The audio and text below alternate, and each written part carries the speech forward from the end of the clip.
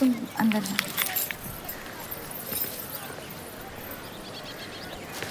आप फिर आ गई।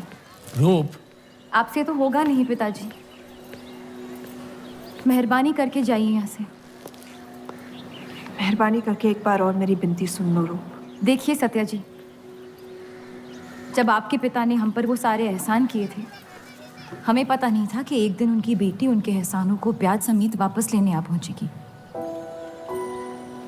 मैं ब्याज लेने नहीं आई हूँ रूप, बल्कि आपसे एक एहसान मांगने आई हूँ। माफ़ी चाहती हूँ, मैं आप पे ये एहसान नहीं कर सकती। मेरी आज़ादी बिकाऊ नहीं है। आप गलत समझ रही हैं रूप। या शायद मैं ही सही समझ रही हूँ। मैं आपकी जिंदगी से बस 1 साल मांग रही हूँ रूप, क्योंकि मेरी जिंदगी में सिर्फ 1 साल बचा है।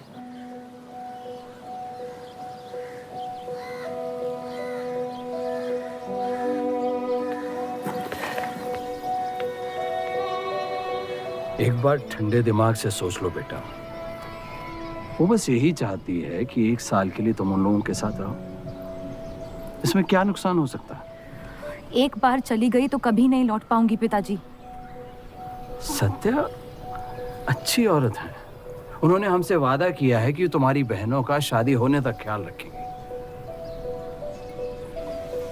इसीलिए पढ़ा लिखा के बड़ा किया था कि एक दिन सही दाम पे बेच पाऊं मुझे। रूप, कौन बाप अपनी बेटी को हुस्नाबाद जाके किसी अनजान घर में बगैर किसी रिश्ते के रहने पे मजबूर करता है? अगर हम जिंदगी भर लोगों के घर जा जाकर शास्त्रीय संगीत सिखाएं ना, तब भी तुम्हारी और तुम्हारी दोनों बहनों की शादी नहीं करवा पाएंगे।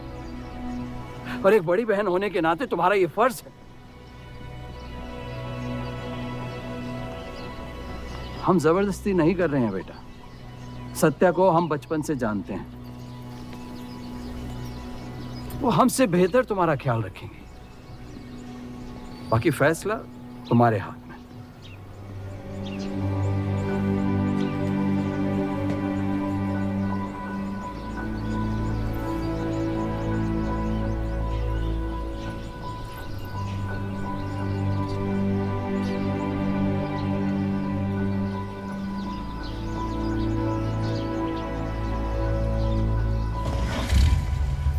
रुकिए।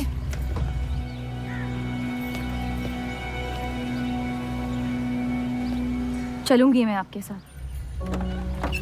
लेकिन मेरी एक शर्त है। आपके पति को पहले मुझसे शादी करनी पड़ेगी।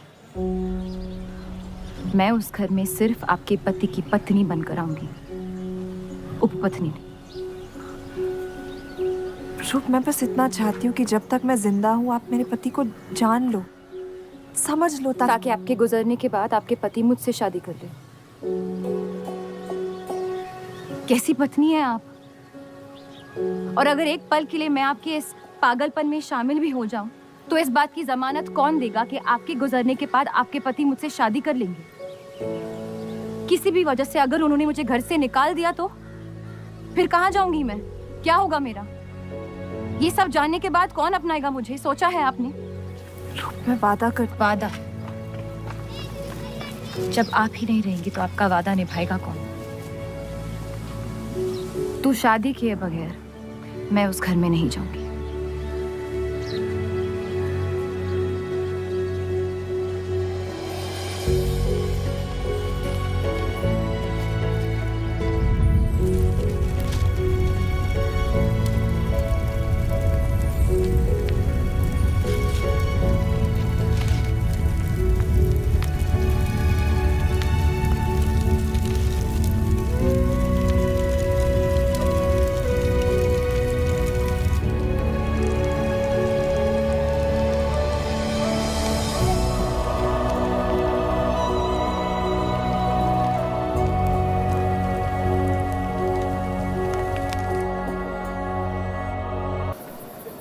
दो और लड़कियां बाहर बी के यहाँ गाना सीखने आई हैं।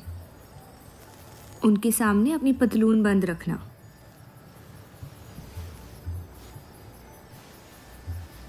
पता है, सारी हिंदू लड़कियां अमृतसर जाने की बात कर रही हैं। आप एक बार अब्दुल से बात कर ले, काफ़ी नाराज़ हैं। उस देव चौधरी ने लंदन से आते ही बंटवारे के खिलाफ आर्टिकल लिख दिया है। आज दूसरी शादी की उसने, दूसरी बीवी घर लाया है और लोग मुसलमानों को बदनाम करते हैं। देव चौधरी। हाँ मेरी जान, देव चौधरी। उसकी बीवी मर रही है और उसकी आखिरी ख्वाहिश थी कि देव दूसरी शादी कर ले।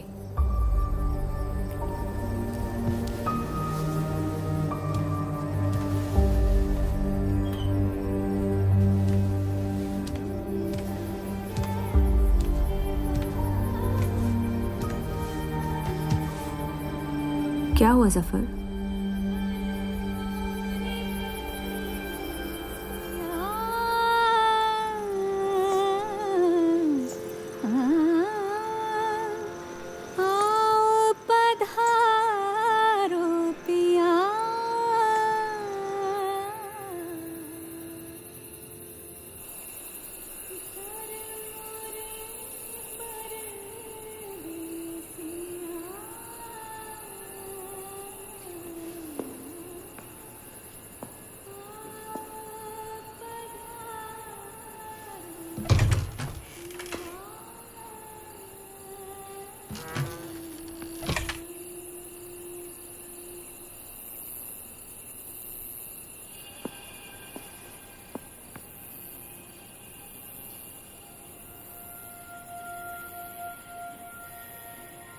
मैं अपनी पत्नी से बहुत प्यार करता हूं।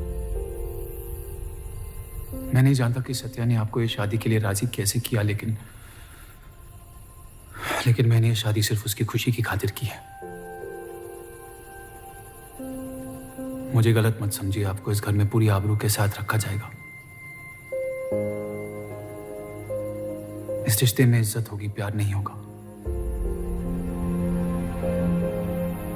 आप मुझसे जितनी कम उम्मीद रखेगी, तकलीफ उतनी कम होगी। उम्मीद करता हूं कि आपका दिल मुझसे बड़ा हो और वक्त के साथ आप मुझे माफ करती रहे।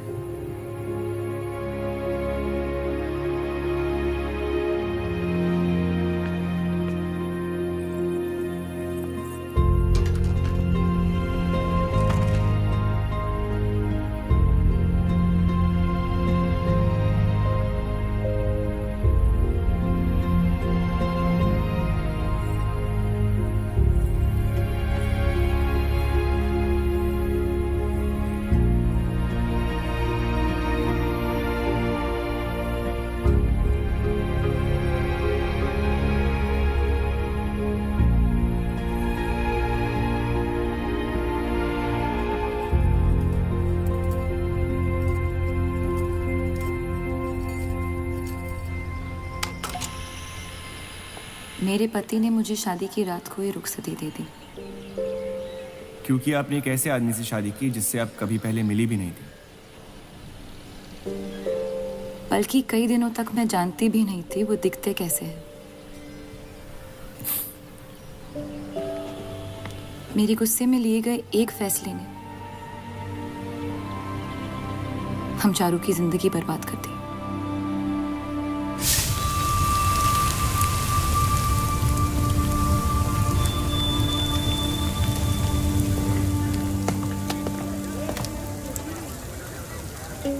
ऐसे जफर मियाँ, अगर आपको अपनी तलवारों से इतना ही इश्क है तो लोहारों की लड़ाई में शामिल क्यों नहीं हो जाते?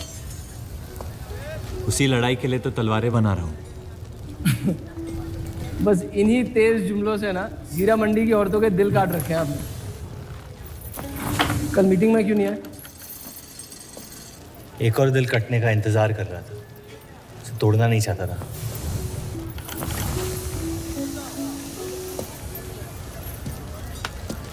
देखिए जफर मियाँ, अगर औजार बनाने की मशीनें आ गई ना तो हमारे कारखाने बंद हो जाएंगे। इस बार हमारी कौम पे नहीं, हमारे पेट पे हमला हुआ। एक तरफ अल्लाह अल्लाह करते हो और दूसरी तरफ डरते रहते हो। अगर हम मेहनत करें तो कभी बेरोजगार नहीं होंगे। और रही आपके आवाम हक पार्टी की मीटिंग और बंटवारे की बात, तो मैं हरामी। मुझे खुद के अब्बा ने उनका नाम तक नहीं दिया। जो आदमी अपने हक के लिए नहीं लड़ा, वो आवाम के हक के लिए क्या लड़ेगा? चलिए छोड़िए।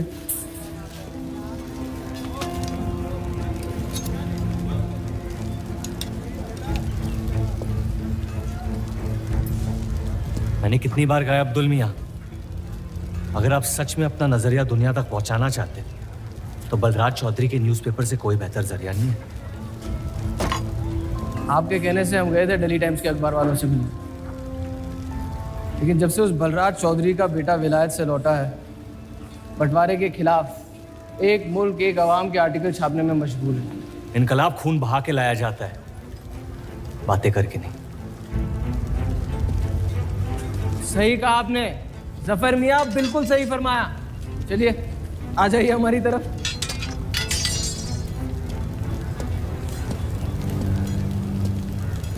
गलत ना समझे मुझे, भाई आप मेरे, जान दे सकता हूँ, लेकिन सिर्फ आपके लिए। बस मुझे इन चौधरियों के मसलों से दूर रखिए अब अब्दुल मियाँ।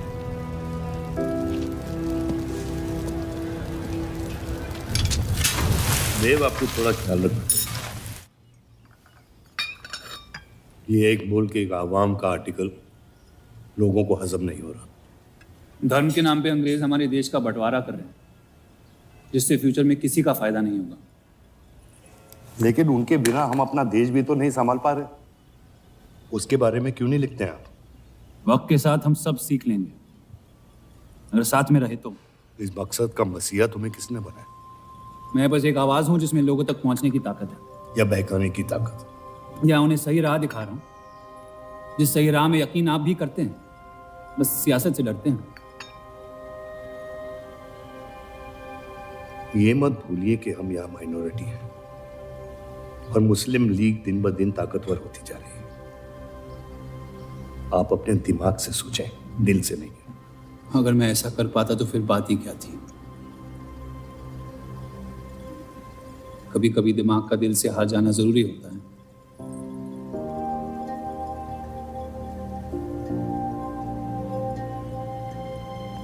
क्या हुआ सरोज? रूप कहाँ है? वो नीचे नहीं आना चाहती।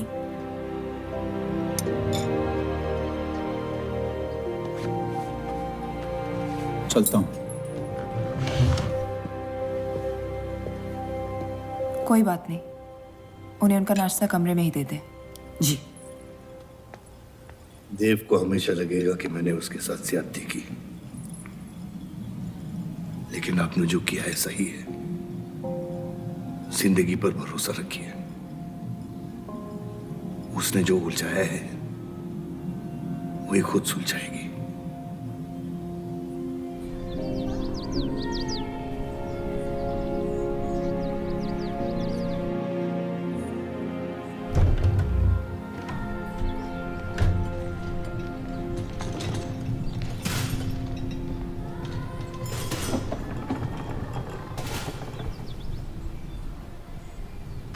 ये आवाज कहाँ से आ रही है?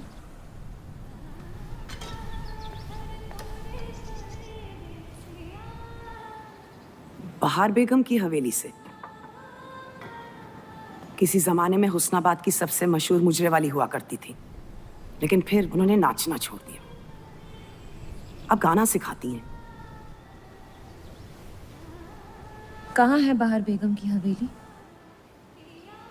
हीरा मंडी में, इस शहर का सबसे बदनाम मोहल्ला। उस जगह का सिर्फ नाम लेने से ही लोगों के नाम खराब हो जाते हैं।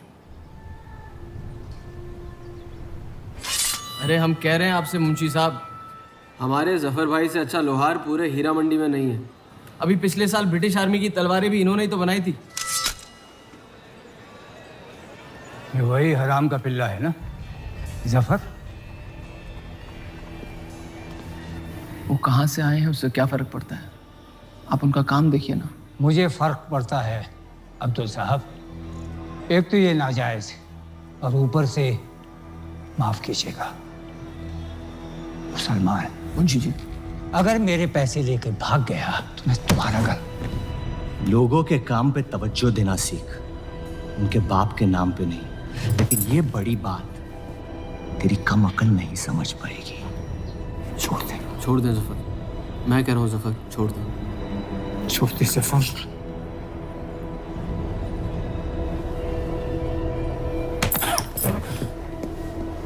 जफर! वो लिहाज तो है नहीं इन लोगों में। अरे एहसान मान हम लोगों का, जो तुझ जैसे हरामियों को अपने मोहल्लों में रहने देते हैं। एक तो ये हमारी वजह से हीरा मंडी में पड़ रहे हैं और ये क्या कर रहे हैं, कचरा बढ़ा रहे हैं, कचरा।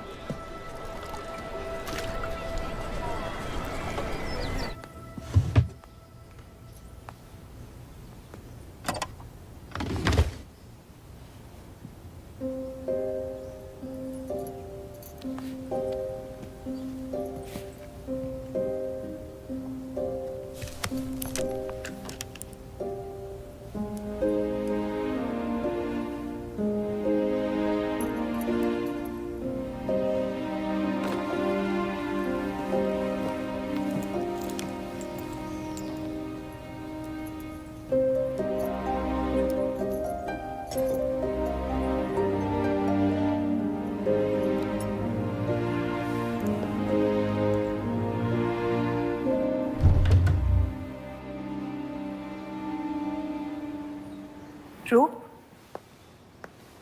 कब तक कैद रहेंगी आप अपने कमरे में?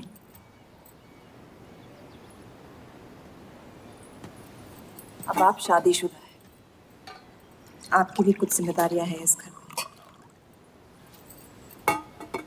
किसकी तरफ? आपके पति की तरफ, जो सिर्फ आपसे प्यार करते हैं। हम दोनों ने एक दूसरे को देखा तक नहीं है। मेरी एक ही जिम्मेदारी थी, अपनी बहनों की तरफ। वो मैंने ये शादी करके निभा लिया। देव के अखबार में काम करना शुरू कर दो, उनके साथ थोड़ा वक्त बिताओ, देखना सब कैसे बदलने लगेगा। मैंने घर पर बात करनी है। सबका कितना ख्याल रखती हैं आप। मैं आपकी दुश्मन नहीं हूँ रूप, बस अपने बाद आपकी जिंदगी को बेहतर बनाने की कोशिश कर रही हूँ। पता है, मेरे माँ बाप को लगता था कि लड़कियों को पढ़ाना लिखाना फजूल है, वरना अगर मैं पढ़ी लिखी होती तो इतने बड़े अखबार में काम करने का मौका कभी नहीं गंवाती। मैं फिर रियाज शुरू करना चाहती हूँ। बिल्कुल, करना भी चाहिए। अगर आप चाहो तो मैं अभी एक अच्छे गुरुजी का इंतजाम करवा सकती हूँ। नहीं, मैं हीरा मंडी जाके बाहर बेगम से सीखना चाहती हूँ।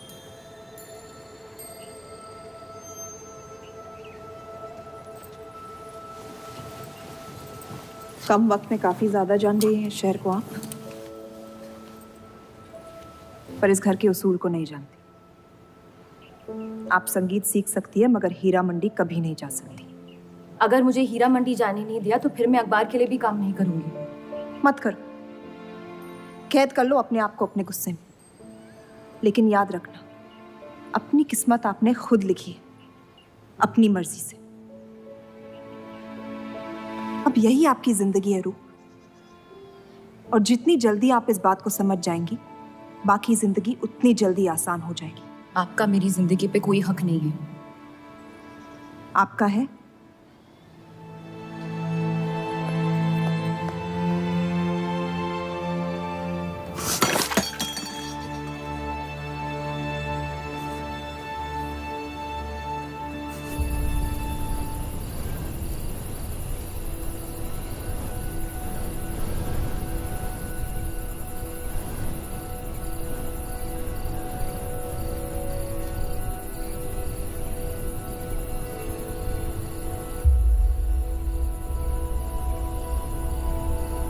हरगिज नहीं। बाबा, मैं रूप को जानती हूँ। एक बार उसने अपना मन बना लिया, फिर वो किसी की नहीं सुनती। वो इस घर की बहू है और उसे भी सबकी तरह इस घर के उसूलों की इज्जत करनी पड़ेगी।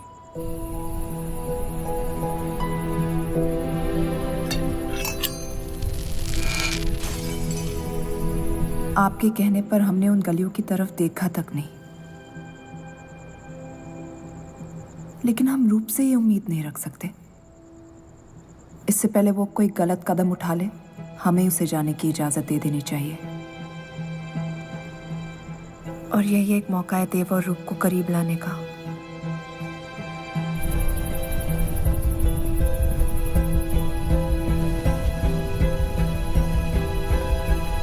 रूप, ये क्या कर रही हैं आप? रूप, हाँ भाभी जी आपको बुला रही हैं।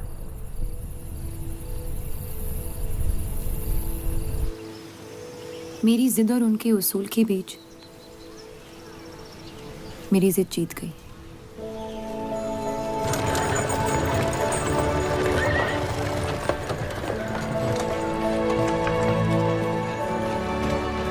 इस देव चौधरी की ये एक मुल्क एक समाज वाली बातें सुनने में तो बहुत अच्छी लगती, लेकिन गौर फरमाई, एक तरफ ये बंटवारे के खिलाफ है और दूसरी तरफ ये स्टील के कारखाने लाने की कोशिश कर रहे हैं।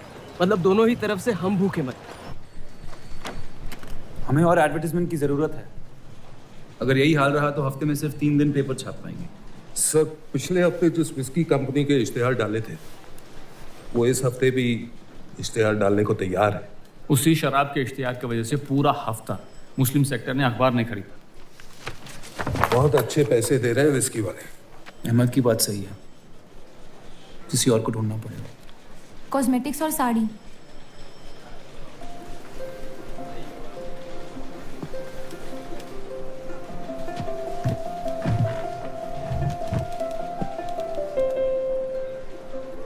काजल और कपड़ों से तो किसी को एतराज नहीं हो सकता। शराब के बदले लक्स साबुन का इश्तिहार डालते हैं पेपर में। इन इश्तिहारों की वजह से औरतें भी पेपर खरीदेंगी। माफी चाहती हूँ, बस ख्याल आ गया तो बोल दिया। मैं देव चौधरी से मिलना चाहती हूँ। और आप कौन? रूप, उनकी पत्नी।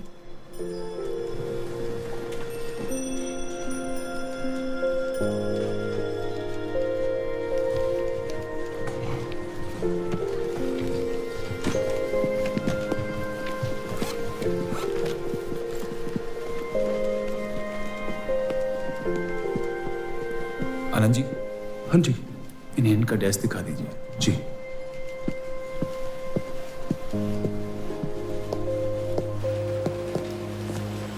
माई सेल्फ अनंत पाल। नमस्ते। वैसे ये कौन है?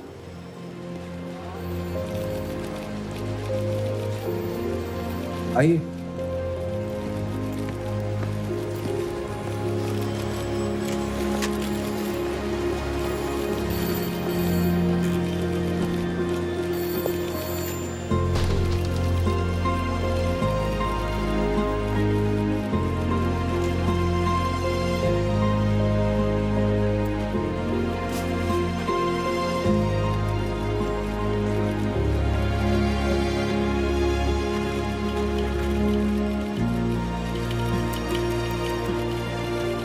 कमाल है, पति पत्नी एक दूसरे को जानते तक नहीं। निकाह हुआ है इनका शायद। उस दिन अगर पर्दे के पीछे आप भी होते तो देव साहब को पता नहीं चलता।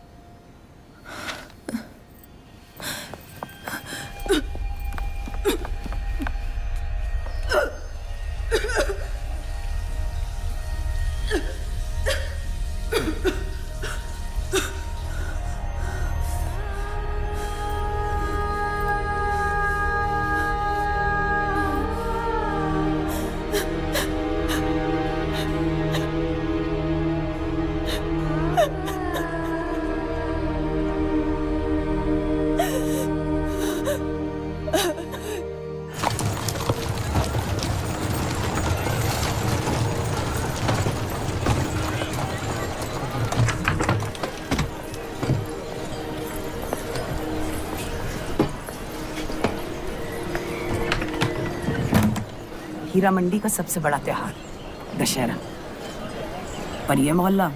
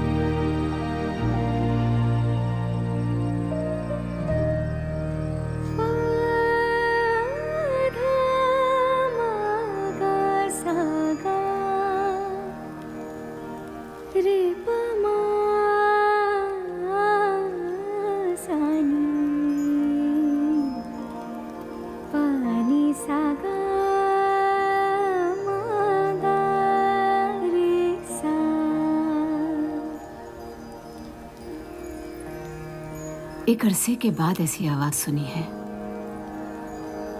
जिसमें दर्द भी है और सुकून भी।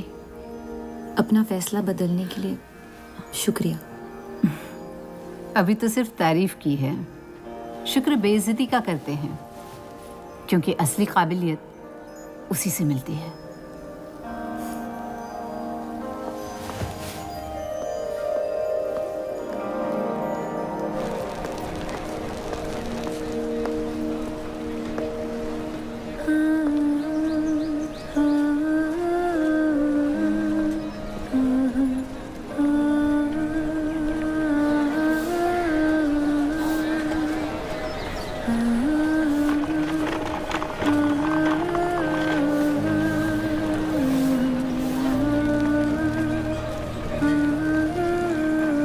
चले?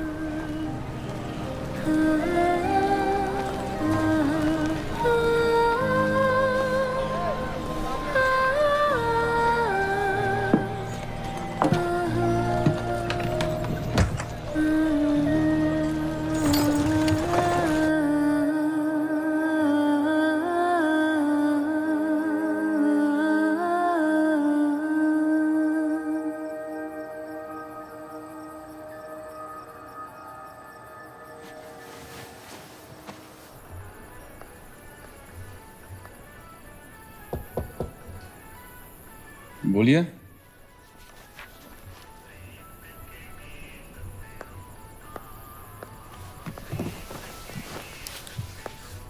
आपसे ऑफिस में बात करनी थी, लेकिन मौका नहीं मिला। किस बारे में? मैं आपकी कंपनी में सिर्फ हाजिरी नहीं देना चाहती, काम भी करना चाहती हूँ। मैं एक आर्टिकल लिखना चाहती हूँ। किस मुद्दे पे? हीरा मंडी पे। उस इलाके के लोगों को देख के लगता है कि हर घर में कई कहानियां छुपी हुई है। अगर आप कोई ऐसी कहानी ले आए जो पढ़ने लायक हो तो छाप देंगे।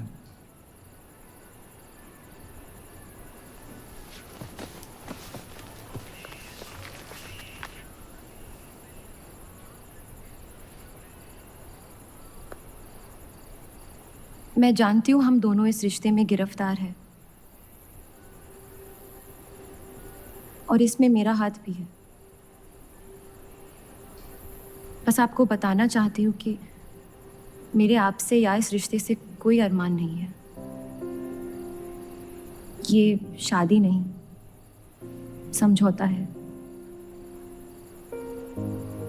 और आप जब चाहे इससे रिहा हो सकते हैं। मैंने कभी इस शादी को तोड़ने का जिक्र नहीं किया है, लेकिन आपके ख्यालात जान के खुशी हुई। शुक्रिया।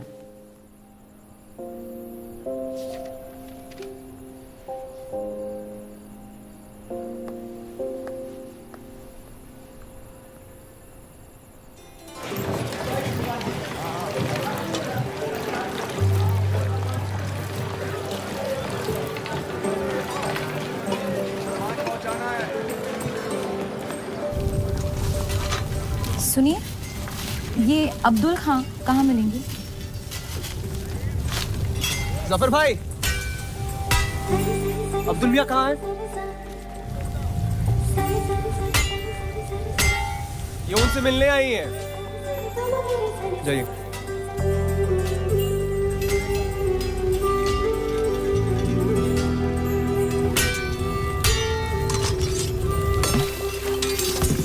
एक मुलाकात में लौटने में मजबूर कर दिया। आइए, आज मन भर देता हूं आपका, लेकिन आपसे मेरा मन नहीं भरेगा। वक्त जाया हो जाएगा मेरा। मैं शादीशुदा हूँ। तो मुझे कौन सा निकाह पढ़ना था आपसे? मैं अब्दुल खां से मिलना चाहती हूँ। क्यों? आपको क्यों बताऊं? तो फिर मैं आपको क्यों बताऊं कि अब्दुल कहाँ है? मैं हीरा मंडी और उसकी लोगों की कहानियों पर एक आर्टिकल लिखना चाहती हूँ, तो इसलिए आप तवाइफ के कोठे पे आई थी? ये कोई तरीका है बात करने का? तवाइफ को ताजमहल कह दूंगा तो उसकी किस्मत नहीं बदल जाएगी। सारी औरतों को एक ही नजर से देखते हो? नजर तो एक ही रहेगी, लेकिन आप चाहे तो नजरिया बदल सकती है मेरा। मेरे ऐसे कोई शौक नहीं है। होंगे भी कैसे? अपनी शादी के हालात में गिरफ्तार जो है। लेकिन अगर आप चाहें तो आपके अधूरे अरमां पूरे कर सकता हूं मैं। बहुत ज्यादा बदतमीज है आप। शुक्रिया। अब्दुल,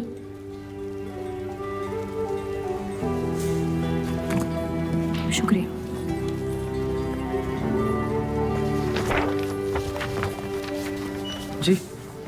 जी मैं डेली टाइम्स से हूँ। हीरा मंडी के लोग और माहौल के बारे में मैं एक आर्टिकल। Daily times. यहाँ का माहौल गर्म है, लोहार बेरोजगार है और ये हक की लड़ाई अब बंटवारा करवा के रहेगी। लिखना चाहेगा आपका अखबार इस मुद्दे पे? नहीं ना, खुदा हाफिज।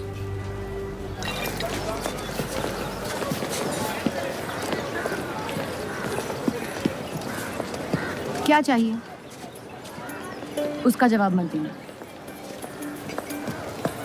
बस पूछना चाहता हूँ, आपका काम हो गया? आपको अचानक क्या हो गया?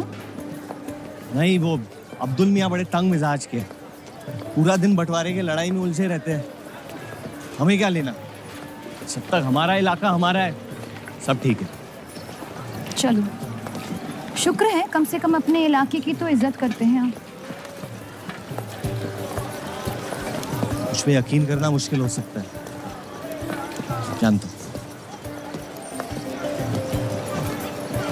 और क्यों है इस इलाके से इतना लगा? खूबसूरत लड़कियां रहती हैं यहाँ। खूबसूरत भी और आसान भी।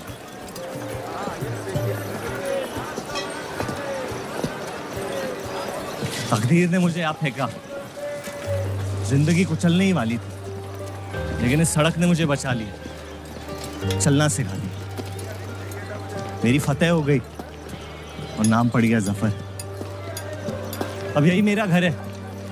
ये गलियां नहीं होती तो मेरी कोई पहचान नहीं होती।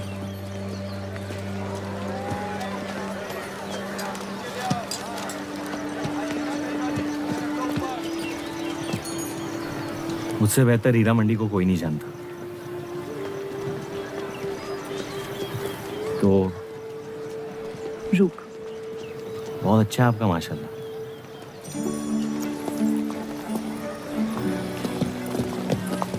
तो यहाँ कोई कहानी ढूंढने आई, अपनी छुपाने? ढूंढने?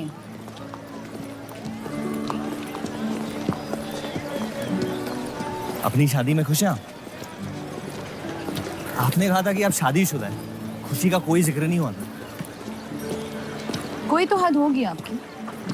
हदें तो सरहदों की होती है, सोच की नहीं।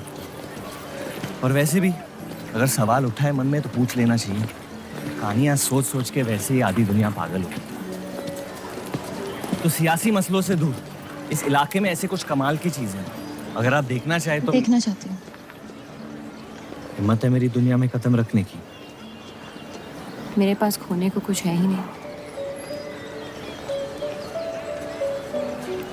और वैसे भी आपसे तो बेहतर ही होगी आपकी दुनिया। ठीक है, तो अगले जुम्मे को मिलते हैं, कलाम बात। फिक्र ना करें, मैं इजाजत या कीमत के बगैर औरतों को हाथ नहीं लगाता।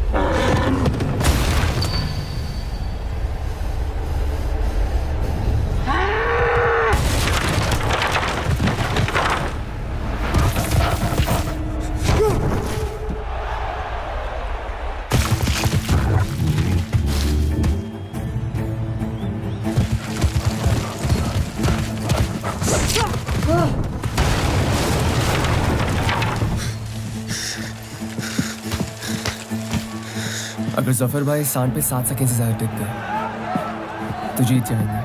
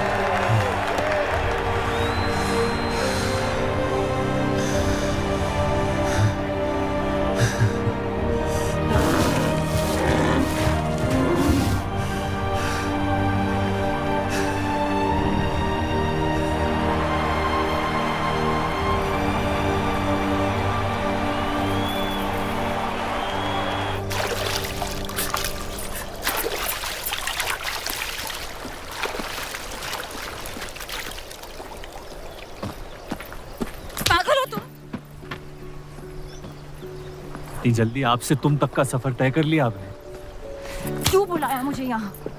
आप कहानी ढूंढ रही थी, मैंने आपको एक किस्सा दिखा दिया। डर गई? क्यों? तुम मर सकती थी। मौत हक है, और मुझ जैसे नाजायजों के पास ना कोई खास मकसद होता है, ना ही आपकी तरह कुछ खोने को होता है। इसलिए मौत से डर नहीं लगता।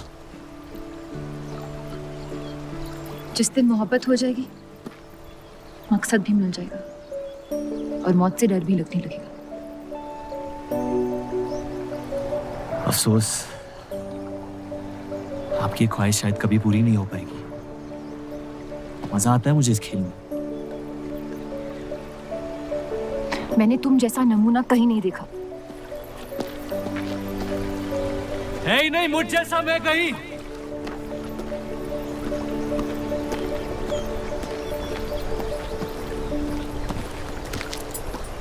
ये वही जर्नलिस्ट लड़की है ना? इसे तो छोड़ दे। एक दिन छोड़ दूंगा। अच्छी लड़की है बेचारी। जरूरत से ज्यादा, इसलिए शायद बुरे ख्यालात भी नहीं आते इसके बारे में। सुना है शादीशुदा है। आप जानते हैं ना आप क्या करें?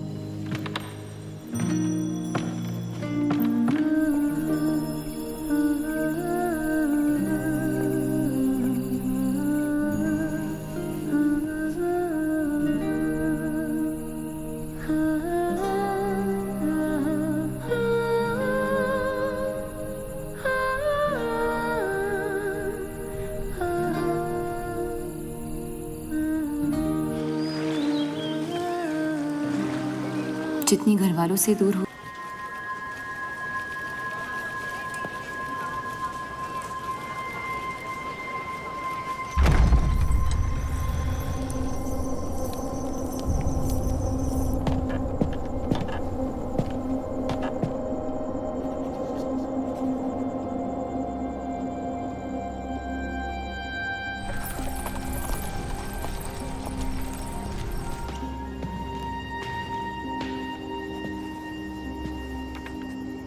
हीरा मंडी के लोहार आ जाए थे मुझे मिलने। आपको उनकी बात सुन लेनी चाहिए, वरना वो हमारे मुस्लिम स्टाफ को स्ट्राइक पे जाने पर मजबूर कर सकते। बाबा साफ साफ बताइए किस बारे में बात करना चाहते हैं आप? रूप।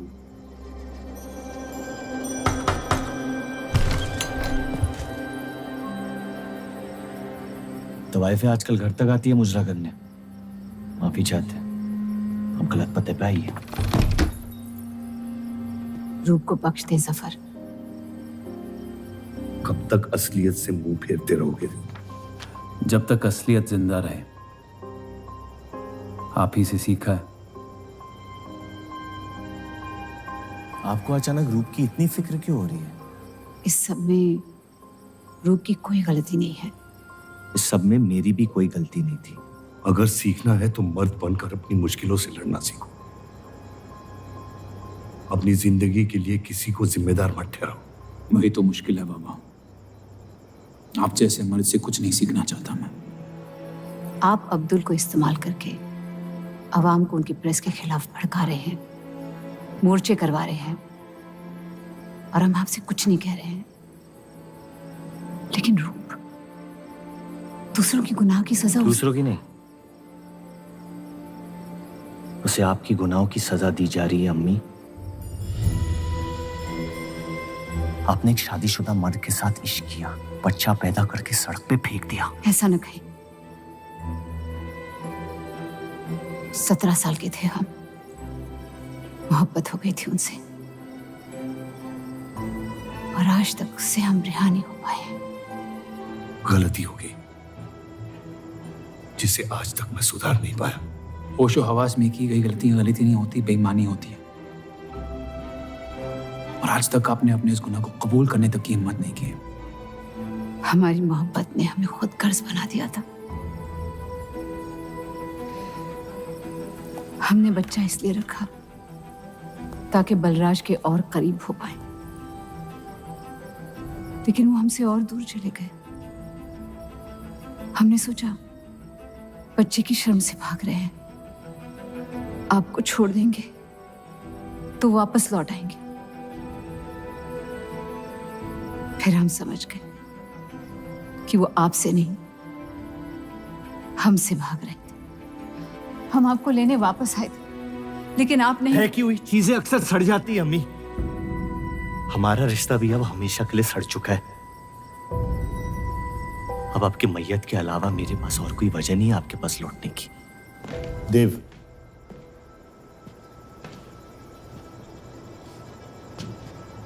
बस एक बात कहना चाहता हूं।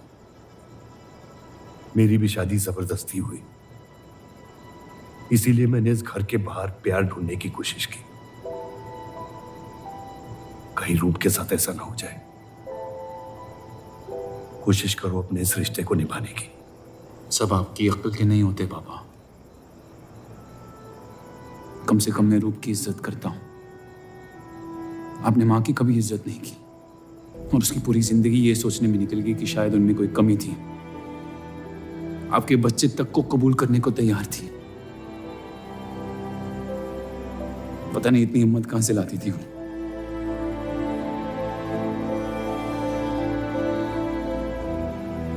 अगर आप मान जाते तो हमारा घर बिखरने से बच सकता था, लेकिन आपका घमंड आपकी गलतियों से भी बड़ा था।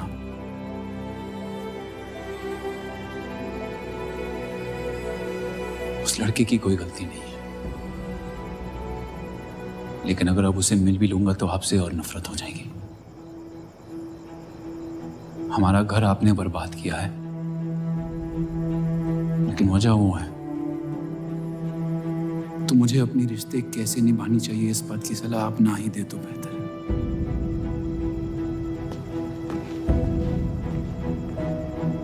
बलराज चौधरी ने अपने जायज बेटे को मेरे हिस्से की दौलत, शोहरत और इज्जत दे दी, तो बदले में मैं उसके बहू को छीन लूंगा।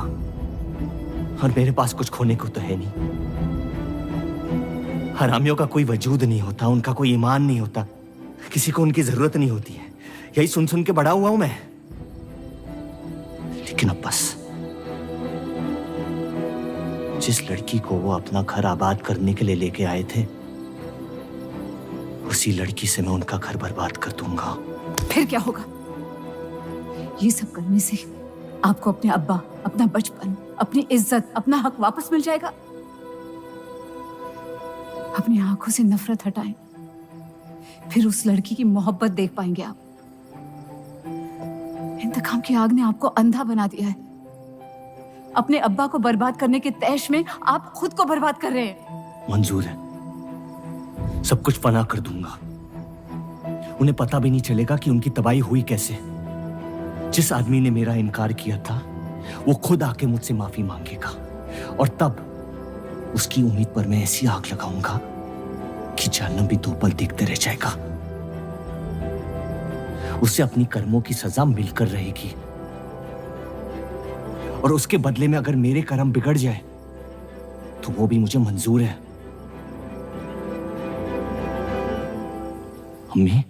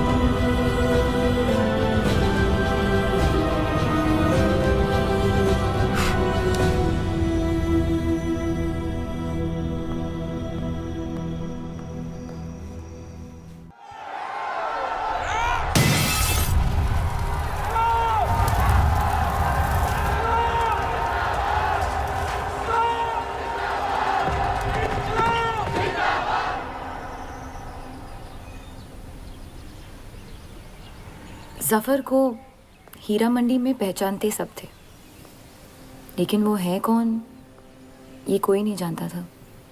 वापस जाने का मन नहीं करता? वापस जाने की वजह ही नहीं है। पीढ़ियों से हम ये काम कर रहे हैं, हमारे बच्चे इसी की खा रहे हैं। अब अगर ये अंग्रेज औजार बनाने की मशीन ले आए तो लोहार बेरोजगार हो जाएगा। आज हमारे साथ हो रहा है, कल किसी भी कारीगर के साथ हो सकता है।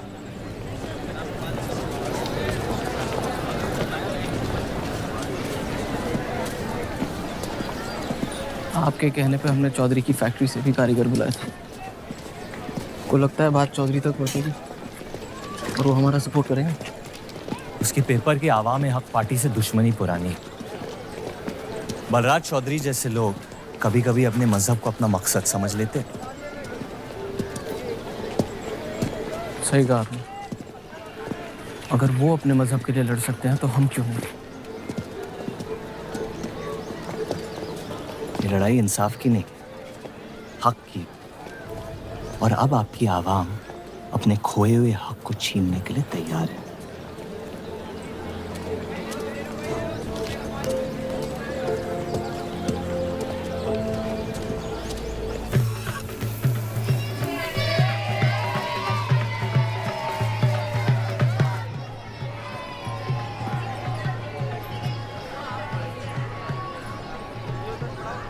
सत्या चौधरी मरने वाली है। गुजरने वाली, कैंसर की बीमारी से।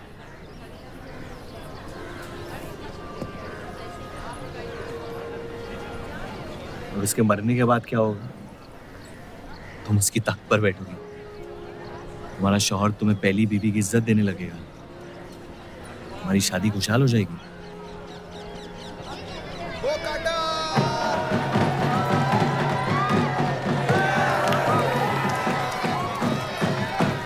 ये त्योहार बहुत पसंद हुआ करता था मुझे। फिर क्या हुआ?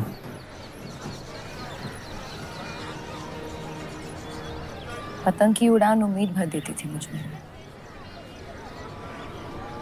अब सिर्फ कटी पतंगों पे ध्यान जाता है मेरा।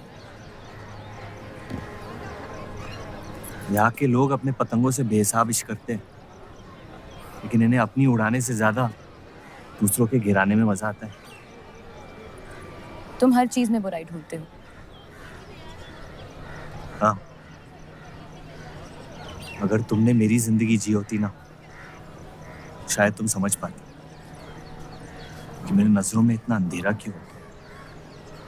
हालात सबकी जिंदगी में आते हैं, लेकिन कड़वा मन अंत में जहर बन के हम ही को जंग लगा देगा। जब किसी और की बर्बादी अपनी जीत जैसी लगे, तो हमसे ज्यादा बर्बाद और कोई नहीं है इस दुनिया में।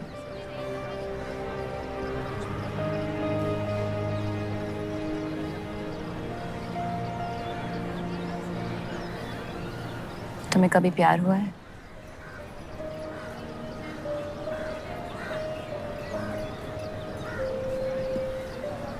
मैं इश्क लड़ाता बहुत तो इन पतंगों की तरह, लेकिन इश्क से कटता नहीं।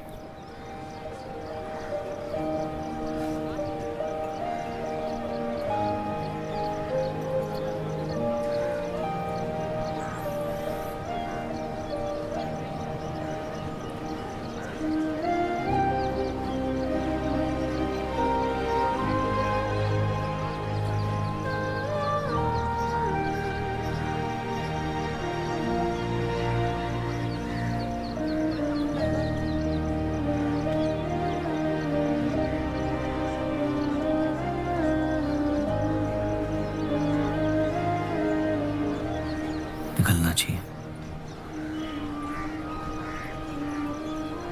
वरना ये शाम हमसे आगे निकल जाएगी।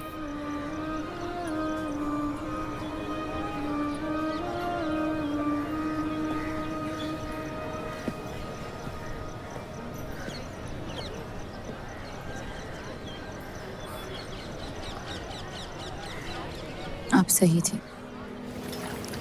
मेरे अंदर कुछ बदल गया है। जफर की वजह से मुझे लगता है मुझे आप शादीशुदा हैं। वो शादी नहीं सौदा है। सोचना गलती है, लेकिन उस पर अमल करना गुनाह है। आपके अलावा और किसी को नहीं पता। मुझे लगा आप समझेंगी। कोठा चलाते इसका मतलब ये नहीं कि धोखा देने के लिए हमसे इजाजत ली जाए। मैं आपकी बेइज्जती नहीं करना चाहती थी।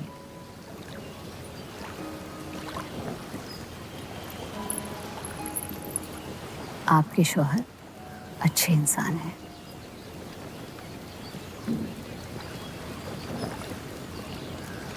सिर्फ अच्छाई काफी होती है पूरी जिंदगी बिताने के लिए।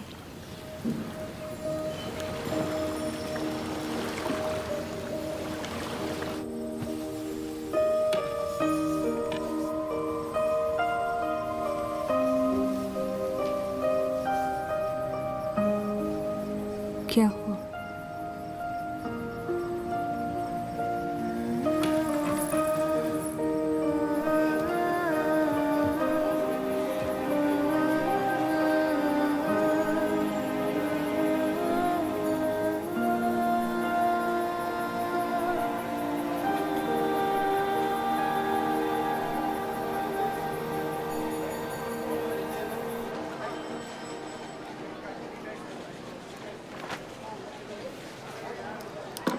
मुझे कुछ वक्त चाहिए सोचने के लिए।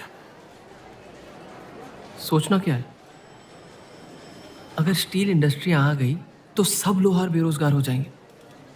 क्या ये खबर छापने लायक नहीं? लेकिन इंडस्ट्रीज आने से देश का बहुत फायदा हो सकता है और आप सब उन फैक्ट्रियों में काम कर सकते हैं। हम गुलामी नहीं करते। सवाल देश की तरक्की का है, किसी की गुलामी का नहीं। पहले अंग्रेजों की गुलामी की, अब हिंदुओं की। यही करता रह जाएगा मुसलमान यहाँ। बात को पलटने की कोशिश मत करिए। अगर हम हर जाति बहस में धर्म को घसीट लेंगे तो ये देश हमेशा चलता रहेगा। मुस्लिम लीग इलेक्शन जीत चुका है। अब आप मुल्क की नहीं, बस अपनी फिक्र कीजिए। सबकी फिक्र करने की आदत है मुझे, और यही फर्क है आप में और मुझ में। मैं लोगों के हालात का इस्तेमाल करके उन्हें बहकाता नहीं। सही कहा आपने। बात मजहब की ही है। एक बार हमने अपना मुल्क बना लिया ना, तो फिर हमारी चीखें तो जाया जाएंगी नहीं।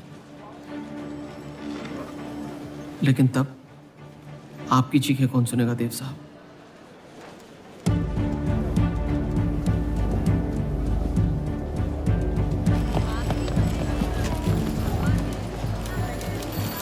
देव चौधरी की तीसरी बीवी है।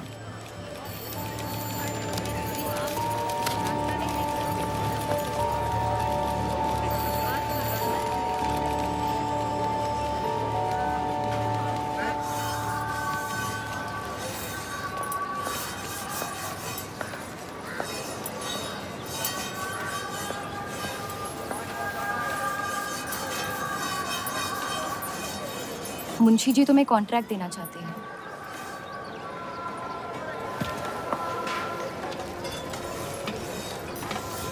और बदले में तुमने उन्हें क्या दिया?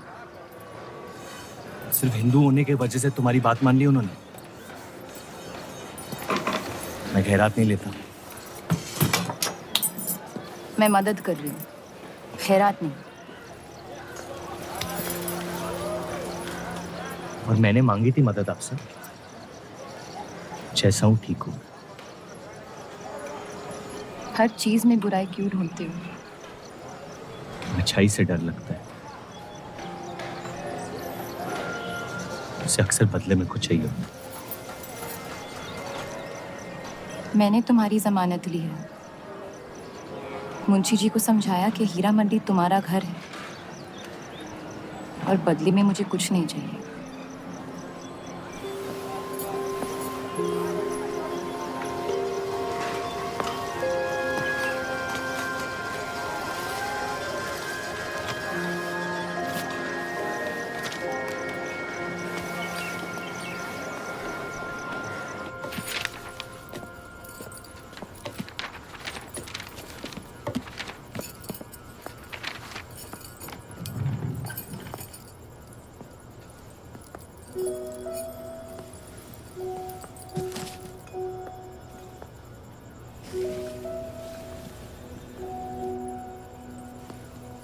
पढ़ना पसंद है?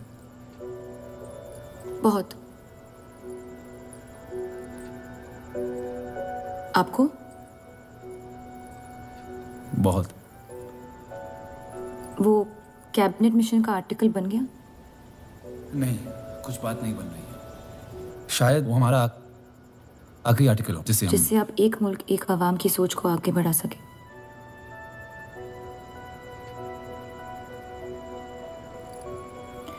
आज़ादी की कीमत बंटवारा है।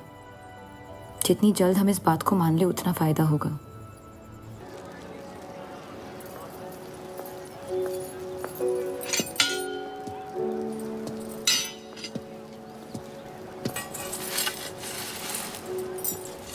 मुझे देख के रास्ता क्यों बदल देते हो? तुम्हें शहर दिखाने में इतना मशगूल हो गया था कि अपनी जिंदगी के रास्ते भूल गया। मैं हुस्नाबाद छोड़ के जा रही हूँ।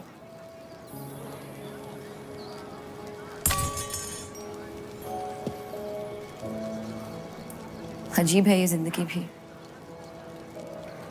पहले मुझे यहाँ आना नहीं था और अब यहाँ से जाना नहीं है। मुझे यकीन है कि तुम्हारे शौहर जहाँ तुम्हें लेके जाएंगे तुम वहाँ खुशी ढूंढ लोगी। मैं उनसे प्यार नहीं करती, ना ही वो मुझसे करते हैं।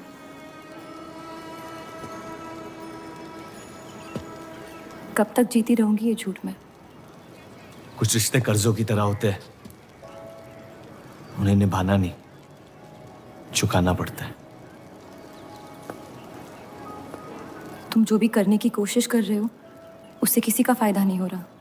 कभी कभी नुकसान रोक लेना फायदे से बेहतर होता है। जज्बात को रिवाजों की गुलामी नहीं करनी चाहिए।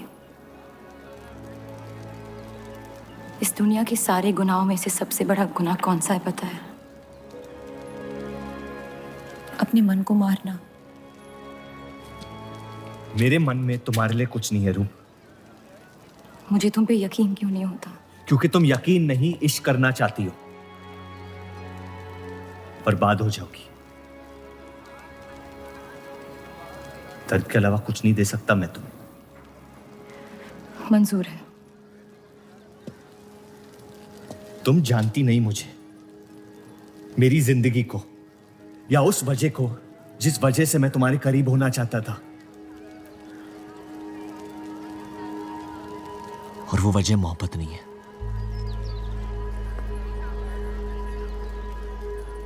प्यार ना करने की 1000 वजह मिल सकती है डर के बाजार में, लेकिन प्यार करने की सिर्फ एक ढूंढनी होती है, अपने दिल में। मुझे अपनी वजह मिल गई है, बाकी तुम्हारी मर्जी।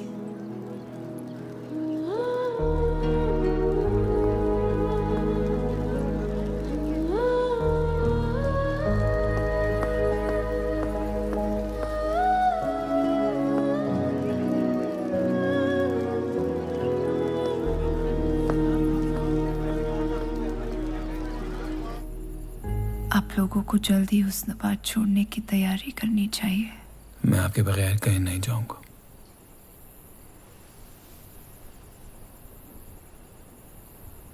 मैं तो जा रही हूँ आपके बगैर। डॉक्टर ने कहा अब भी आप ठीक हो सकती हैं। अपने आशिक की आंखों में देखते हुए मरना बहुत कम लोगों को नसीब होता है।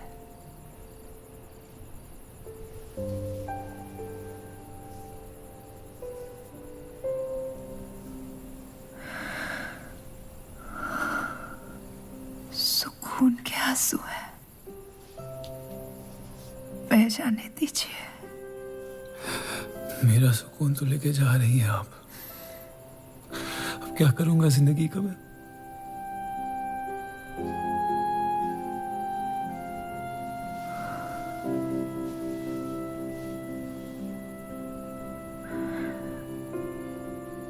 पिछले कुछ दिनों से रूप से एक अजीब सी जलन हो रही है। अच्छी जलन, उससे मेरे हिस्से की खुशियां मिलने वाली है।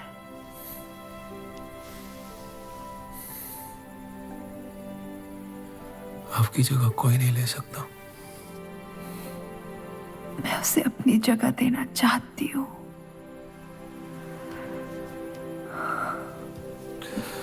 वादा करो,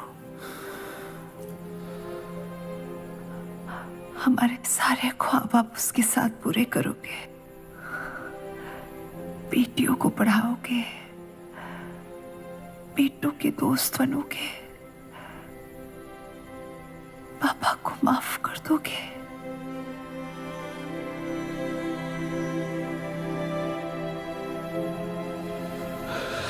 मुझे मत छोड़ो सत्या, रुक जाओ।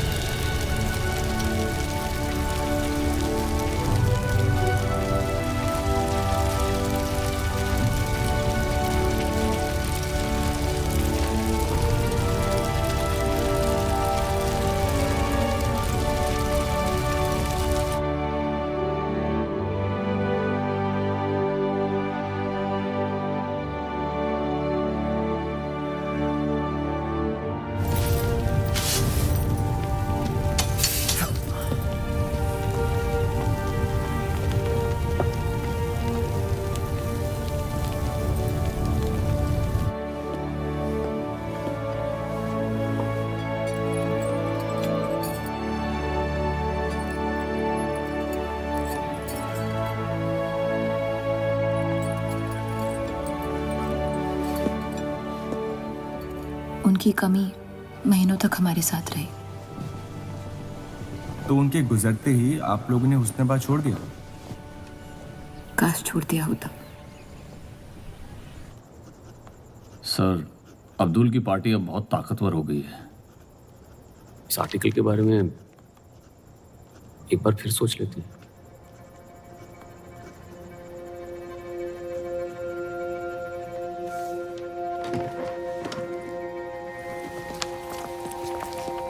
ईद मुबारक। आपको भी। क्या वो जानते हैं वो क्या करने जा रहे हैं? वैसे ही हवा में हक के लोग हमारे खून के प्यासे हैं। इस आर्टिकल के बाद यहाँ के लोहार हमें जिंदा जला देंगे।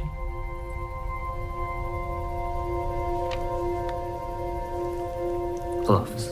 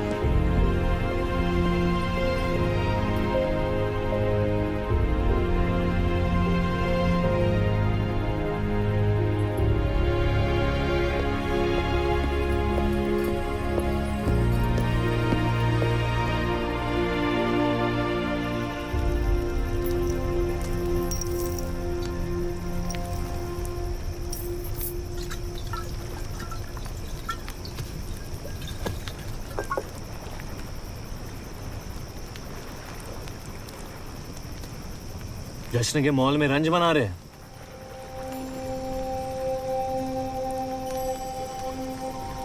किसने कहा मैं रंज बना रहा हूं? जश्न में लोग मिलकर शराब पीते हैं। तनाश शराब रंज में पी जाती है।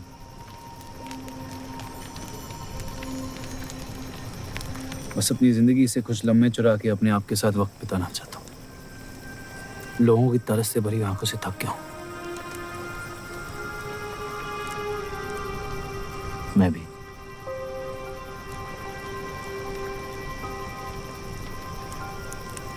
तो आपके रंज का राज क्या है?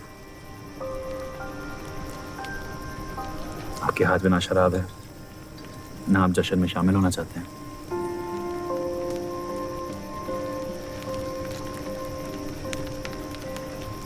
अनजानों को राज बताना बहुत आसान होता है, मन भी हल्का हो जाता है और इज्जत भी बनी रहती है। मुझे इश्क हो गया है शादीशुदा लड़की से। देंगे? मुसलमान हूँ। ईद मुबारक। शुक्रिया। और वो इश्क करती है आपसे? मेरे इश्क से कई ज्यादा। तो फिर मुश्किल क्या है? काश आप उसके शोहर होते, ये किस्सा यही निपट जाता।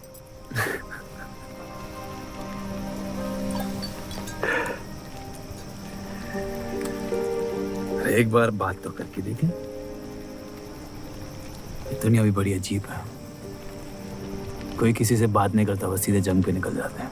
कभी कभी जंग कर लेना दिल की बात बताने से आसान होता है। कौन सा पति है कि ऐसी औरत के साथ रहना चाहेगा जो किसी और से प्यार करती है?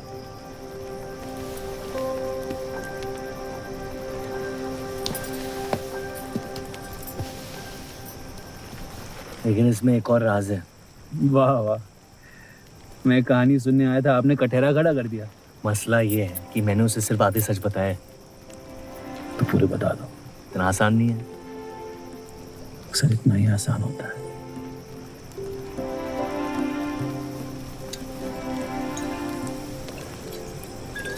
खैर, आपकी कहानी क्या है? बस अपनी टूटी हुई किस्मत के टुकड़े समेट के आगे निकल जाना चाहता हूँ, लेकिन पता नहीं शुरुआत कहाँ से करूं। पहला टुकड़ा जिस जख्म से हुआ उसे ढूंढिए, बाकी टुकड़े अपने आप मिल जाएंगे।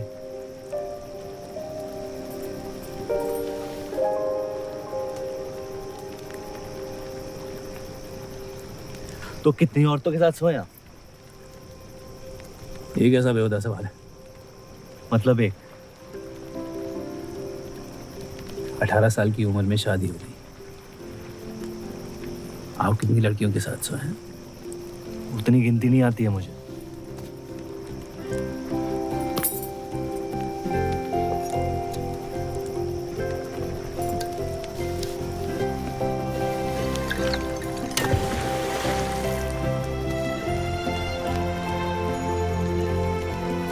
कभी जिंदगी में चीखे आप? आइए, आज गला फाड़ के जिंदगी को बोल देते हैं, उसके धोखों से हारेंगे नहीं हम।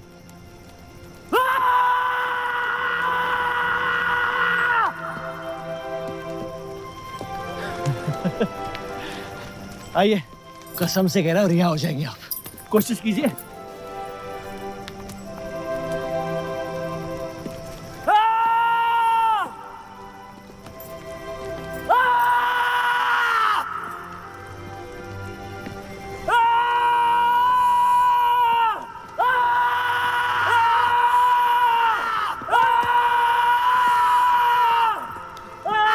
बस बस बस।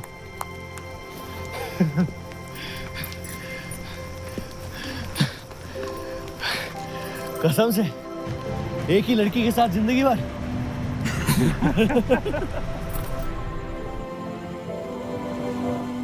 ने जा रही है। नाम क्या उसका? सफर।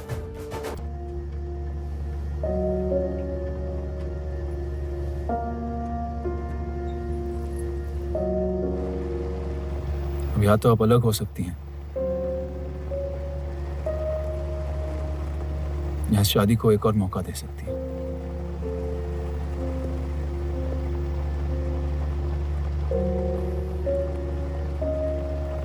आप जो फैसला लेंगी मुझे मंजूर है।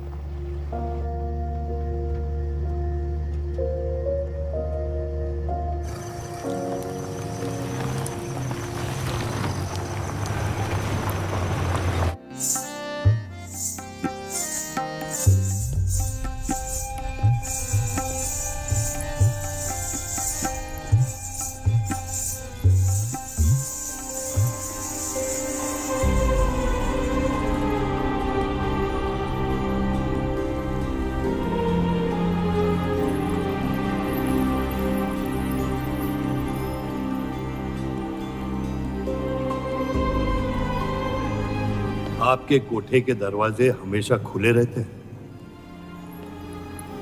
हमें कुछ भी छुपाने की जरूरत नहीं है। हम ये शहर छोड़ के जा रहे हैं। अलविदा तो आप बहुत साल पहले कह चुके हैं। बताइए, आज कौन सी तकलीफ देने आए हैं? वक्त बदल गया, लेकिन आप नहीं बदली बाहर जान। अब अपने बेटे को इस्तेमाल करके आप हमारे खानदान को तबाह करना चाहती हैं। समझाइए उसे, रूप हमारी बहू है। खुदा के मजाक का भी जवाब नहीं। जिस आदमी ने इतनी जिंदगियों का तमाशा बनाया, आज वो अपनी इज्जत बचाने के लिए गुजारिश करने आए हैं। वक्त ने आपको भी नहीं बदला बलराज साहब। हमने आपको साफ साफ समझाया था कि हमारा रिश्ता गलत था, लेकिन आप सच्चाई बर्दाश्त नहीं कर पाई और जिंदगी भर हमसे धोखा करने का तमाशा करती रही। तो क्या यही कहकर तसल्ली देते रहे आप अपने आप को? रिश्ता गलत था तो क्यों बार बार लौट के आते थे हमारे दरवाजे पे?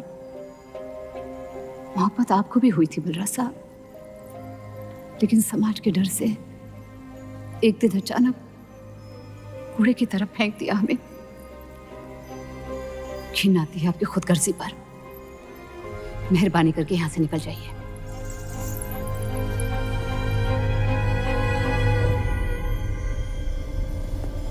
वाह, क्या रहमत बरसाई है खुदा ने मुझ पे आज।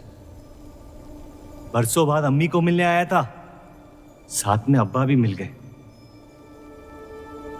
एक तरफ बहार बेगम जिसने मुझे फेंक दिया और दूसरी तरफ बलराज चौधरी जो कल तक मुझे कबूल नहीं कर रहा था और आज मुझसे भीख मांगने आया है। क्या चाहते हो तुम? कि हम तुमसे अपने खानदान की इज्जत की भीख मांगे? छोड़ दो उन्हें। लेकिन वो काम तो आपका है, अपनों को छोड़ देना। आपको क्या पता है खानदान क्या होता है? वैसे भी माशाअल्लाह सिर्फ अल्लाह जानते कि मेरे कितने भाई बहन घूम रहे हैं। मेरा सिर्फ एक खानदान है जिसे मुझे तुम दोनों से बचाना है। तो फिर कह दो अपनी बहू से कि मुझसे इश्क करना छोड़ दे।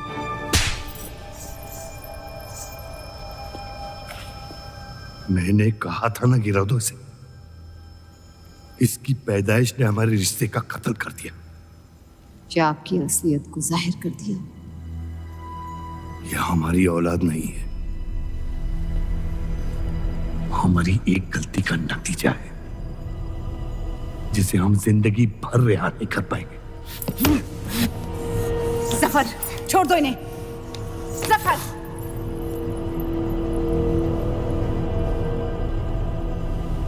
हमारे साथ जो भी करना है कर लो, लेकिन हमारे गुनाहों की सजा हमारे बेटे को मत दो। उसने कुछ नहीं बिगाड़ा तुम्हारा। मेरी मुलाकात हुई थी उससे आज। सब कुछ है उसके पास, खुशी के अलावा। उसे दुनिया से बचाने की कश्मकश में आप उसे प्यार देना भूल गए। मेरी जिंदगी का एक ही मकसद था, आपको इस हाल में देखना। लेकिन रूप सही कहती है, जब किसी और की बर्बादी अपनी जीत सी लगे तो आपसे ज्यादा बर्बाद और कोई नहीं है इस दुनिया में। मैं जानता हूं कि आप मुझे कभी कबूल नहीं करेंगे, लेकिन ये इनकार भी नहीं कर सकते क्योंकि मैं हूं तो आप ही का हिस्सा। बस मुझे अपने बेटे के हिस्से से रूप दे दे। मोहब्बत करता हूं उससे, इसके अलावा और कुछ नहीं मांगूंगा। रूप और देव की शादी से दूर रहो सफर, वरना अंजाम बुरा होगा। रूप की मोहब्बत मेरा हक है जिसके मालिक आप नहीं हैं, और ये हक मैं लेके रहूंगा। जफर,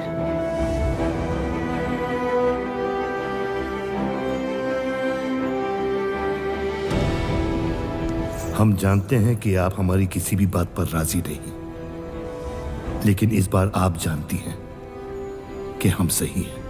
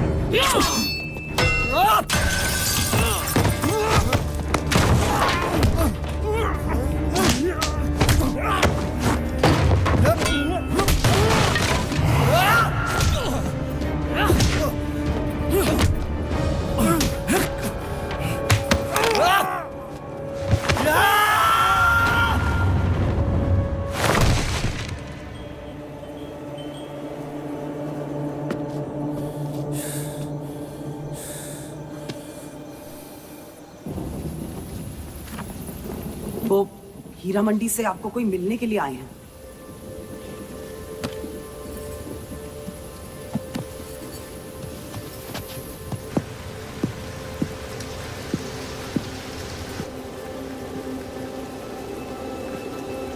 क्या हुआ मियाँ?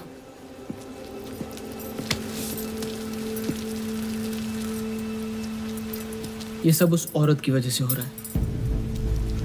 मुझे तो यकीन भी नहीं हो रहा कि चौधरी इस हद तक गिर सकता है आपको तकलीफ देने के लिए।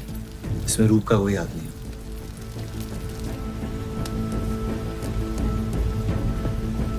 इश्क का अंधापन अक्ल के दरवाजे बंद कर देता है। आपको दिखाई नहीं दे रहा चौधरी आपके साथ क्या खेल खेल रहा है, लेकिन मैं अंधा नहीं हूं। आप चाहें तो उसे माफ कर दीजिए, लेकिन अब आपका बदला उस औरत से मैं लूंगा।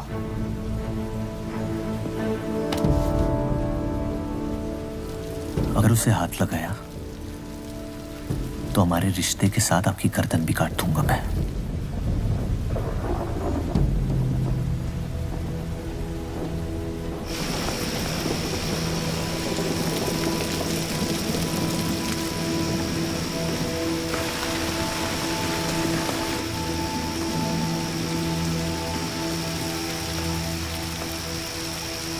मोहब्बत अक्सर गलती करवाती है, कहा था हमने।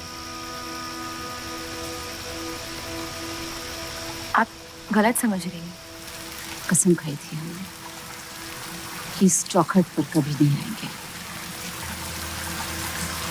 लेकिन आज आपने उस कसम को तोड़ने पर मजबूर कर दिया। आप नहीं जानती मेरा हाल क्या है। और अफसोस अब वो बिगड़ने वाला है। जफर हमारा और बर्राज का बेटा है।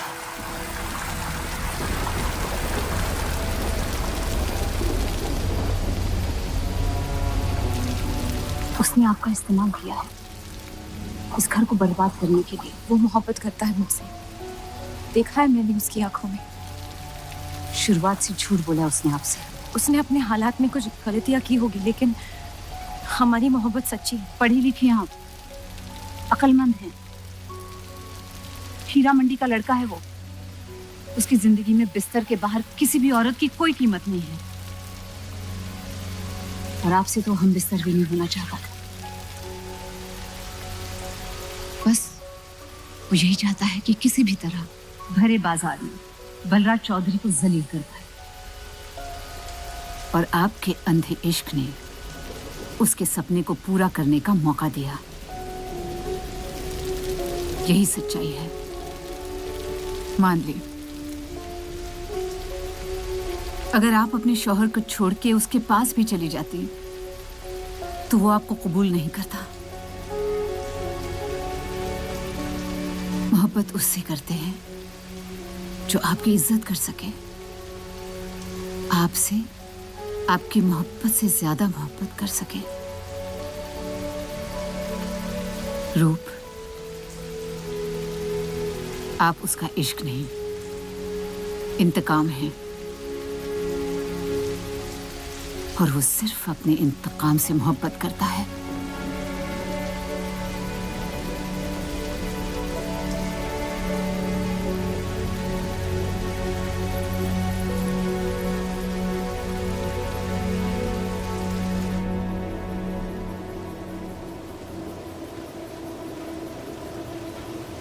खानदानी लड़ाई जीतने के लिए आपने इतने साल हमें सियासी जंगों में फंसा दिया। सही कहते हैं सब, हरामियों का कोई ईमान नहीं होता।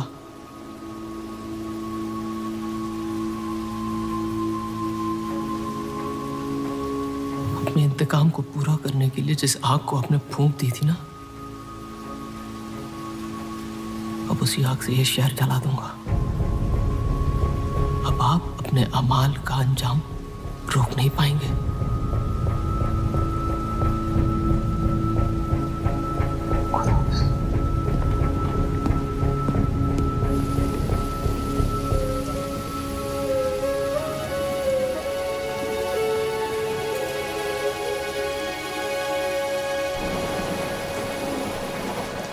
जरूरी था। जफर हमसे नफरत शुरू से करते हैं। थोड़ी और कर लेंगे, लेकिन इस तरह उनकी जान तो बच जाएगी। क्या फायदा जान बचाने का जब आपने जीने का मकसद ही छीन लिया। नाजायज मोहब्बत का अंजाम अक्सर तबाही होता है।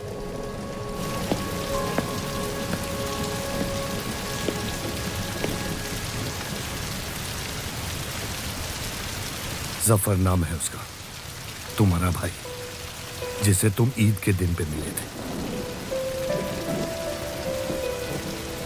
मुझ में हिम्मत नहीं थी अपनी गलतियों को कबूल करने की।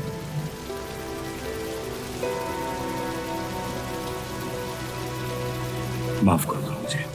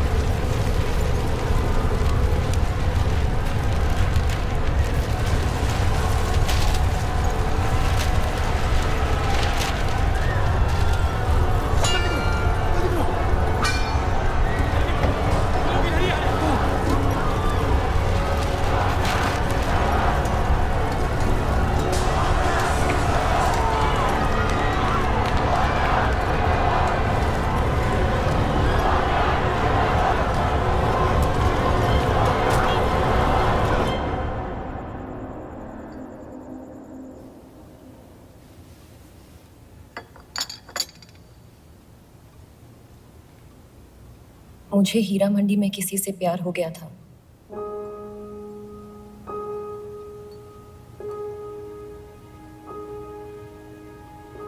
आपने शुरुआत से मुझसे सच कहा है।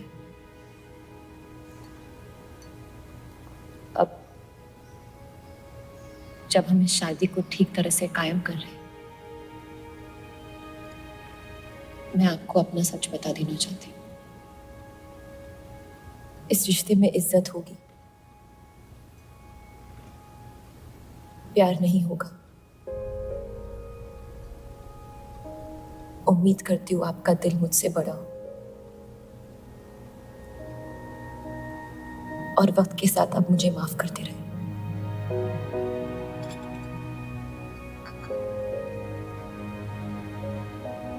आप किसी से प्यार करती थी?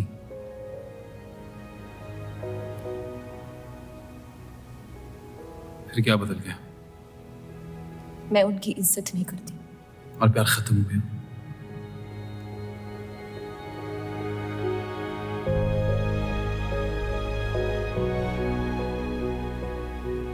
आपने कहा आप इस रिश्ते को कायम करना चाहती हो। अब क्यों?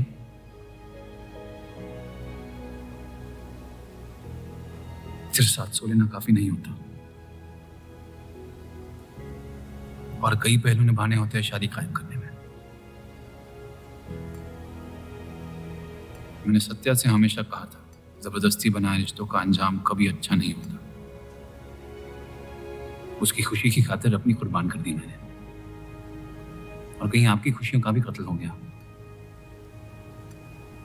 इसके लिए मैं बहुत शर्मिंदा था।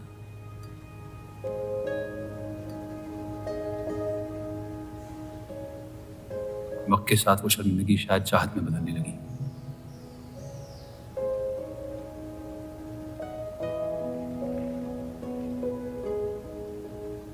आपकी पूरी जिंदगी आपके सामने बाकी है।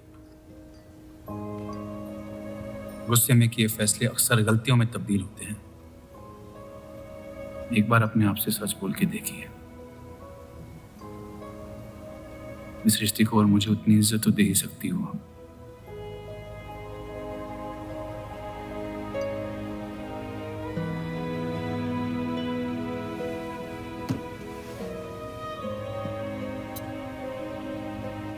पति पत्नी का रिश्ता रिवाजों से नहीं, प्यार से बंधना चाहिए।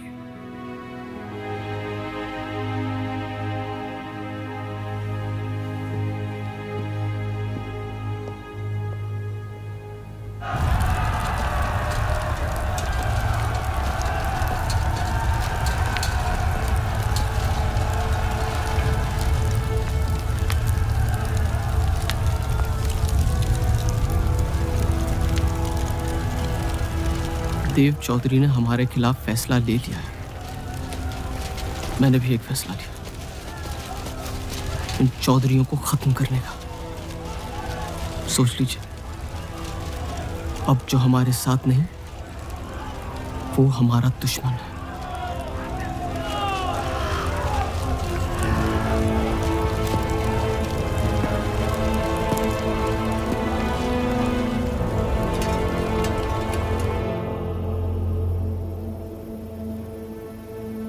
सरोज जी,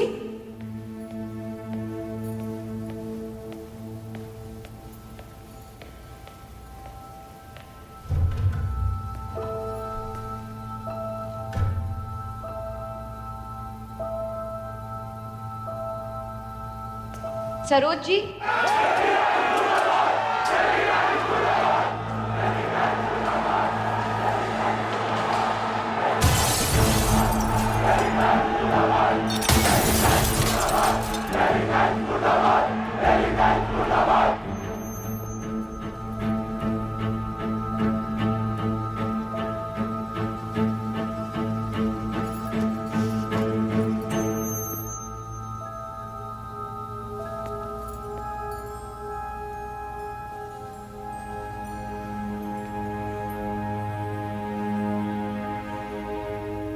माफ कर दो मुझे। बस यही कहने आए हो? क्या फर्क पड़ता है, वैसे भी तुमने अपना फैसला ले लिया है ना? पूरी शिद्दत से तुमसे प्यार किया और बदले में तुम ईमानदारी तक नहीं कर पाए। इतना मुश्किल था मुझसे सच बोलना।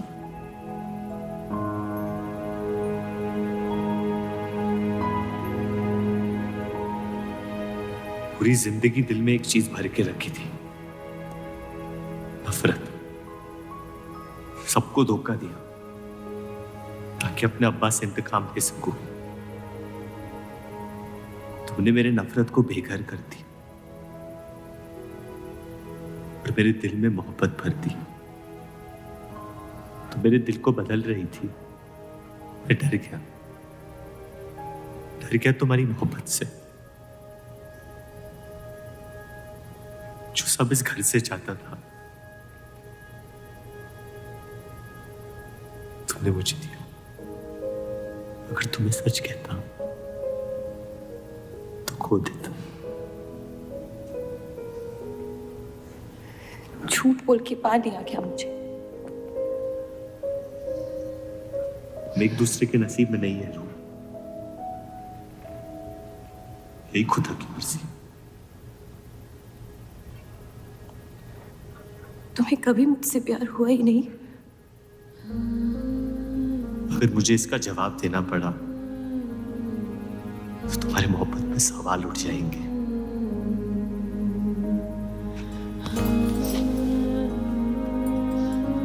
तुम कभी सीधा जवाब क्यों नहीं देते जफर?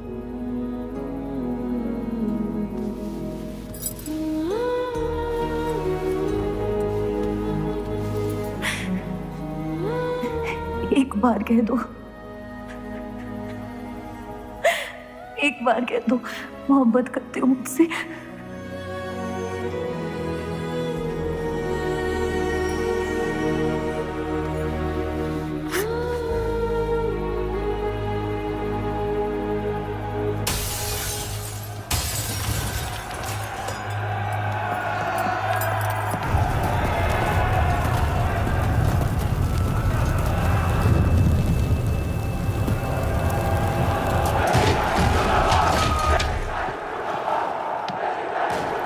पीछे के दरवाजे से। चलिए आनंद जी।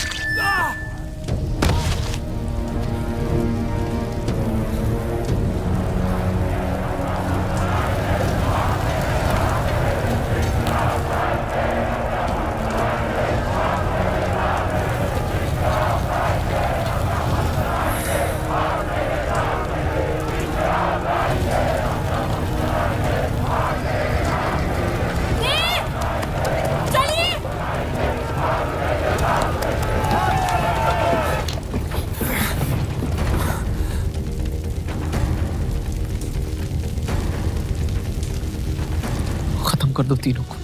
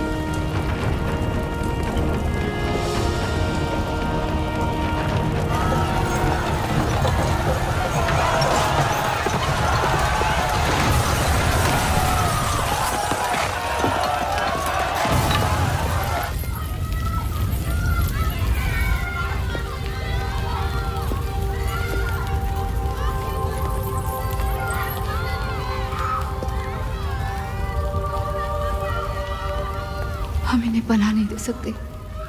सारे हिंदुओं को मुसलमानों के घरों में ढूंढा जा रहा है। ये यहाँ सलामत नहीं है। आप इन्हें स्टेशन ले जाइए। चलो हमारे साथ। हम अपनी हिंदू लड़कियों को छोड़कर नहीं जा सकते। अब चलिए मेरे साथ अम्मी।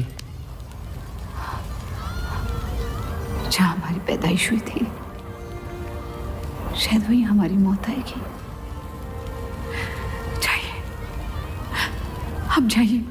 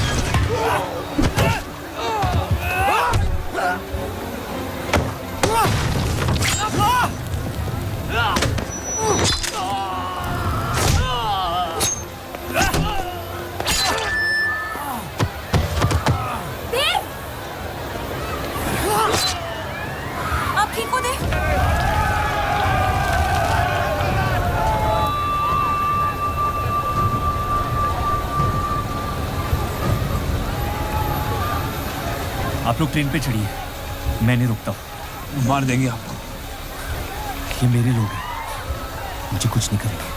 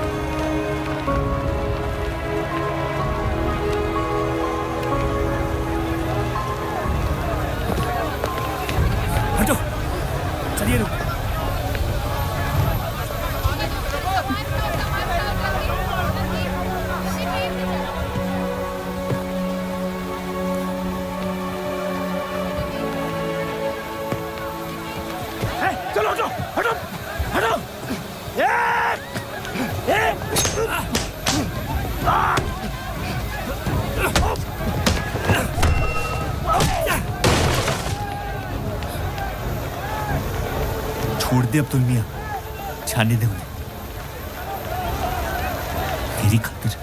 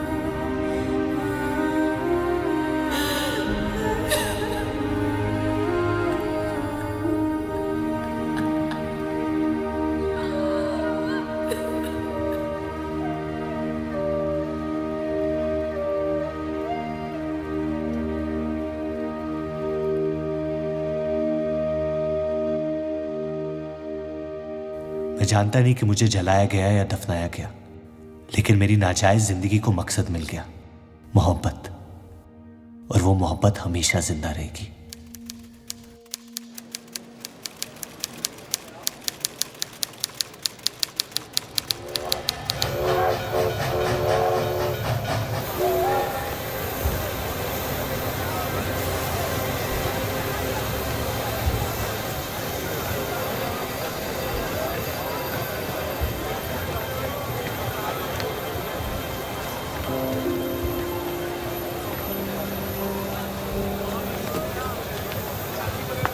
लकीरें खींच लेने से दुनिया छोटी या बड़ी नहीं हो जाती, बस हजारों जिंदगियां बिखर जाती हैं। अक्सर उन बिखरी हुई जिंदगियों में दिल टूटने का गम दो लोगों को जोड़ देता है।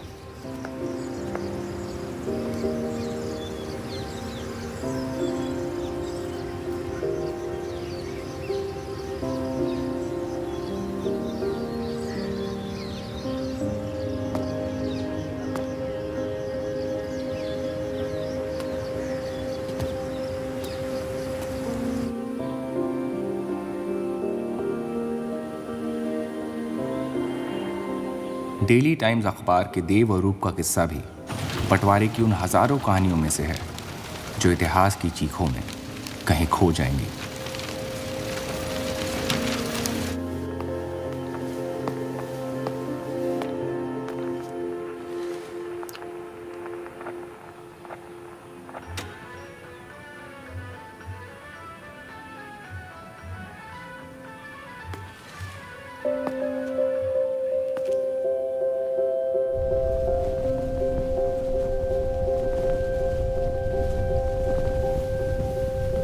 मोहब्बत और नफरत दोनों के रंग लाल हैं,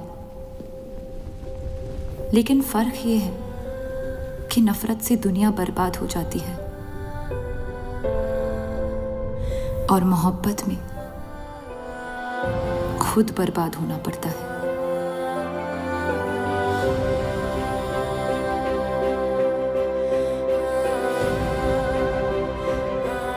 फिर भी कलंक अक्सर मोहब्बत पे लगते हैं।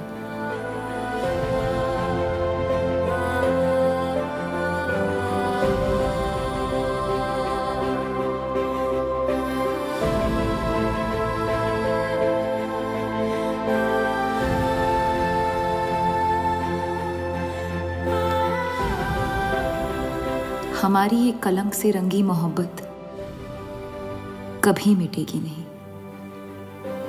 हमारे अंदर हमेशा मौजूद रहेगी।